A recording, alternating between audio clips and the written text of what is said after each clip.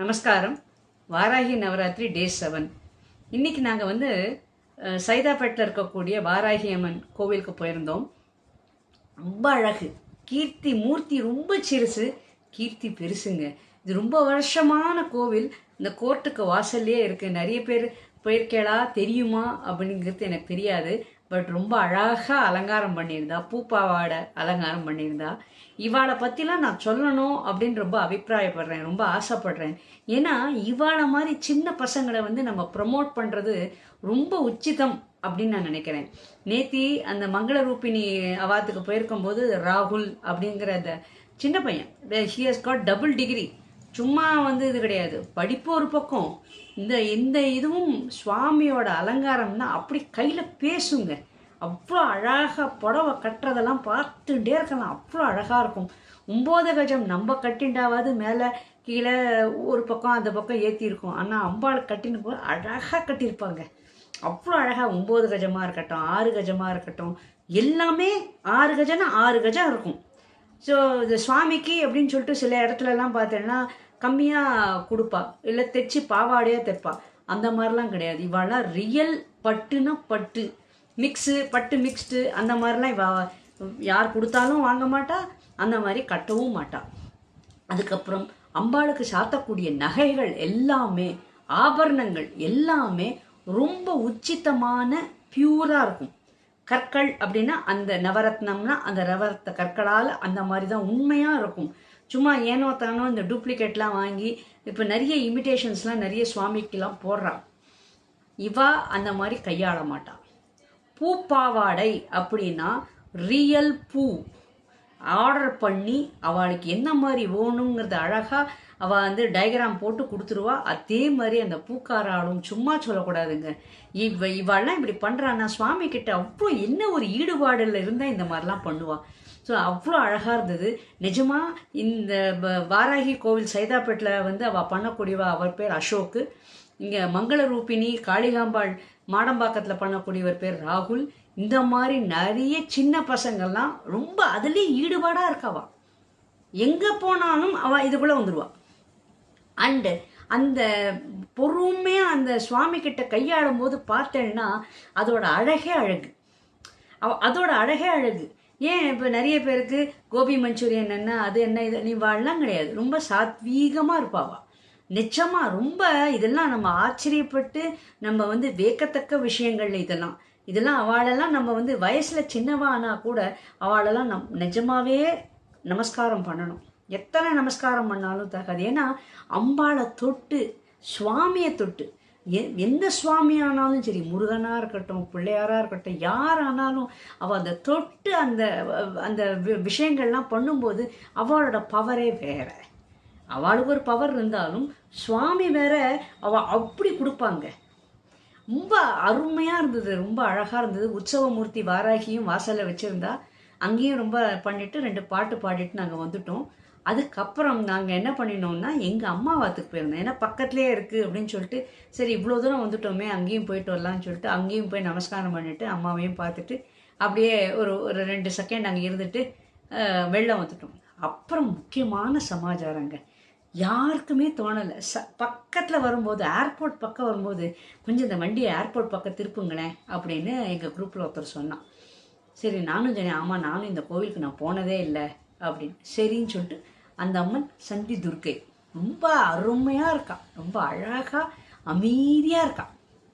And அந்த கோவிலை அவள் தான் விவரங்கள்லாம் சொன்னான். அவள் இந்த கோவில் கொஞ்சம் ஏர்போர்ட்டுக்காரெல்லாம் ரொம்ப ஹிண்ட்ரன்ஸாக இருக்குது அப்படின்னு சொல்லிட்டு என்னெல்லாமோ பண்ணி பார்த்தாலாம். அவள் ஒன்றும் நடக்கலை அப்படின்னு. ஸோ அங்கே 2 பாட்டு பாடினோம். ஏன்னா அங்கெல்லாம் ஆக்சுவலி வீடியோ எடுக்கக்கூடாது. ஆனால் ரொம்ப அமைதியாக இருந்தது, ரொம்ப அமைதியாக. நல்ல ஃபுல் மரங்கள், அதோட அந்த ஒரு நிழல் எப்படி தெரியுமா, அந்த குழு குழு குழு குழுன்னு அந்த மூலிகை வாசனை. அரச மரம் இருந்தது, வேப்ப மரம் இருந்தது, 2ம் ஒரு இடத்துல அழகாக சேர்ந்து ரொம்ப நல்லா இருந்தது. அதில் நிறைய பேர் அங்கே களைப்பாரத்தை கூட உட்காந்துக்கிறா. அந்த இப்போ டியூட்டி முடிச்சுட்டு ஃபஸ்ட்டு ஷிஃப்ட் முடிச்சு செகண்ட் ஷிஃப்ட் இருக்கிறவாள்லாம் அவள்லாம் என்ன பண்ணுறாங்கன்னா அங்கே கொஞ்ச நேரம் உட்காந்துட்டு அதுக்கப்புறம் தென் அகெயின் தேல் கோ ஃபார் டியூட்டி. அப்படி தான் அங்கே சொன்னான். அப்போது அந்த சுவாமியை பார்த்துட்டு 2 பாட்டு பாடிட்டு பிரதட்சணம் வந்தோம். நாங்கள் பிரதட்சணம் வரும்போது ஒரு இடத்துல வந்து லிங்கம் இருக்கு, நந்திகேஸ்வரர் எல்லாம் இருக்கா. பக்கத்துலேயே வந்து நாகர் இருக்கா. அப்போ இந்த நாகரோட சந்நிதியில் அவ பக்கத்துலேயே வந்து தலவிருஷம் வேப்ப மரம் இருந்தது. ஸோ நான் என்ன பண்ணேன், இந்த வேப்ப மரம் இவ ஒவ்வொருத்தர பின்னாடி வந்துட்டே இருக்கா. நான் வேப்ப மரத்துக்கிட்ட போய் அம்மா தாயே காப்பாத்து அப்படின்னு சொல்லிட்டு தொட்டு இது பண்ண உசுன்னு சவுண்டு கேட்டது. என்னது இப்படி இப்படின்னு மேலே கீழே பார்த்துட்டு நான் இறங்கி வந்துட்டேன். அப்புறம் இவ சொல்கிறா, இந்த ராகு இதில் வந்து ஒரு அகல் சட்டி மாதிரி இருந்தது. அதில் பாருங்க பால் எப்போவுமே விட்டு வைப்பா, அவள் வந்து குடிச்சிட்டு போவா அப்படின்னா அப்படின்னு அவன் சொன்னான். இப்போ நான் கேட்டதே எனக்கு, நான் இப்போ தான் தலவிருஷம் தொடும்போது நான் சவுண்டு கேட்டதே எனக்கு அப்படின்னு பார்ப்போம்.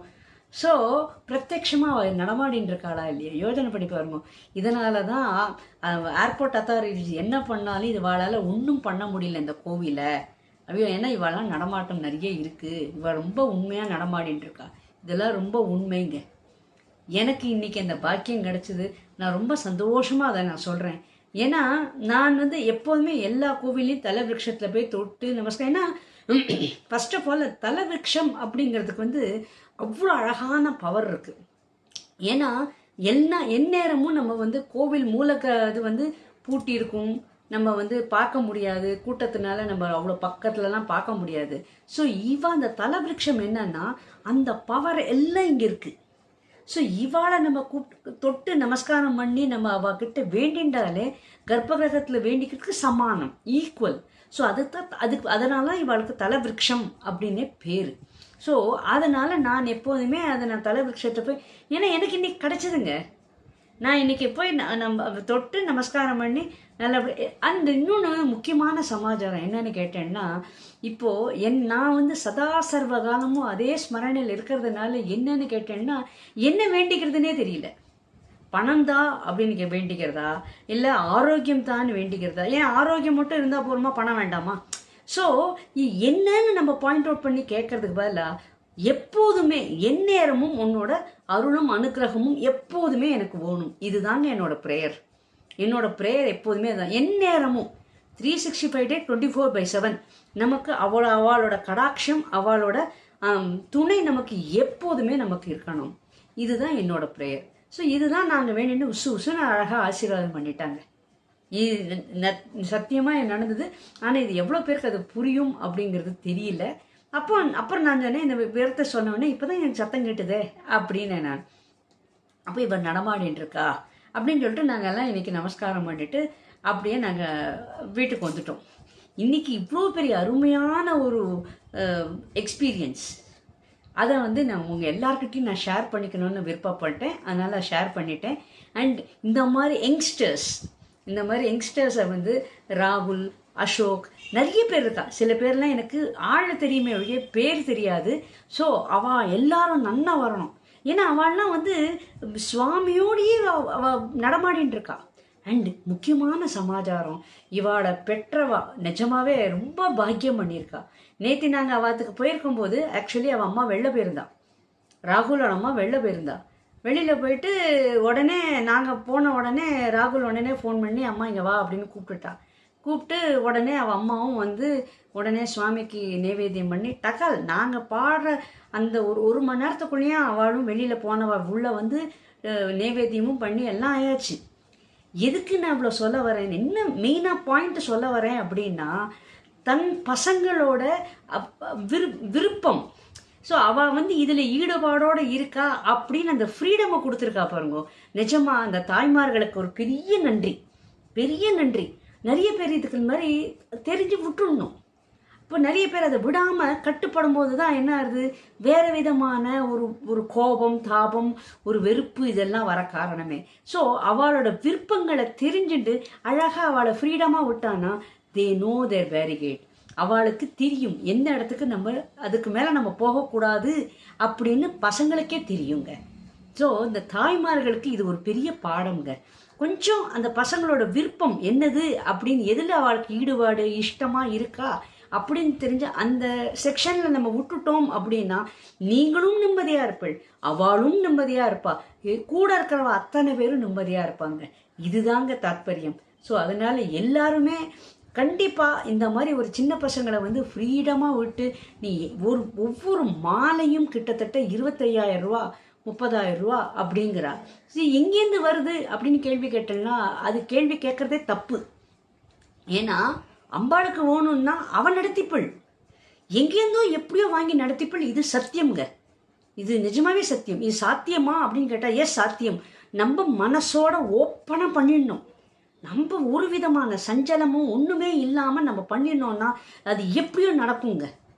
இது வந்து நானும் கண்கூட நிறைய பார்த்துருக்கேன்.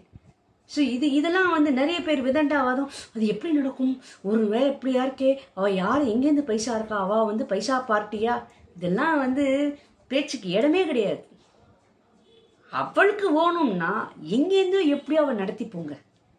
அவள் வந்து என்ன மாதிரி ஒரு ஆட்களை வந்து இன்ஸ்ட்ருமெண்ட்டாக வச்சுட்டு இருக்கா. இன்ஸ்ட்ருமெண்ட்டாக வச்சு ஷீ மேக்ஸ். அவள் கண்டிப்பாக தத்ரூபமாக அவள் வந்து நடத்திக்கிறா. அவள் நடமாடின்னு இருக்கா, இதில் சந்தேகமே இல்லை. இன்னைக்கு 7வது நாள், இன்னும் குறையும் 2 நாள் நல்லபடியாக கழியணும். 24ஆம் தேதி அன்னைக்கு வந்து பிரவச்சரணம் இருக்குது. அதனால் தயவுசெய்து எல்லாரும் ஸ்கந்தாசிரமத்துக்கு வாங்குவோம். 6 மணிக்கு வாங்குவோம். கண்டிப்பாக என்ன விவரங்களை நான் சொல்ல போகிறேன் அப்படிங்கிறது இங்கே நேரில் வந்து பார்த்தேன்னா எனக்கும் ரொம்ப சந்தோஷமாக இருக்கும். தேங்க்யூ, நமஸ்காரங்கள்.